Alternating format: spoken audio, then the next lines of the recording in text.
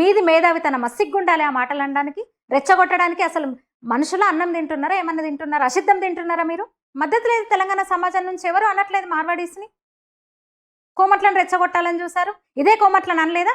కోమట్లు సామాజిక స్మగ్లర్లు అన్నారు కదా. ఈ కంచా ఎలయ్య షెఫర్డ్ మనవాదం అంటూ బ్రాహ్మణులను నిత్యం తిడుతుంటారు కదా, అగ్రవర్ణాలంటూ మిగతా కులాలను తిడుతుంటారు కదా, వీళ్ళని మాత్రం రెచ్చగొడుతుంటారు కదా. బీసీలు ఎస్సీలు ఎస్టీలు అంటే రెచ్చగొడుతూ కోమట్లను స్మగ్లర్లు అన్నోళ్ళు కదా మీరు. నాయి బ్రాహ్మణులకి మొన్న అంత ఇష్యూ జరిగితే మద్దతు ఇచ్చారా మీరు వెళ్ళి?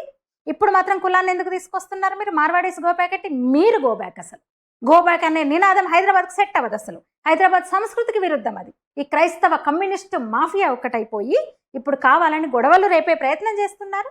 హైదరాబాద్ కల్చర్ కాదు, తెలంగాణ కల్చర్ కాదు, గోబ్యాక్ ఉద్యమాలు ఇక్కడ పనిచేయవు. గోబ్యాక్ నినాదం ఇక్కడ సూట్ అవ్వదు.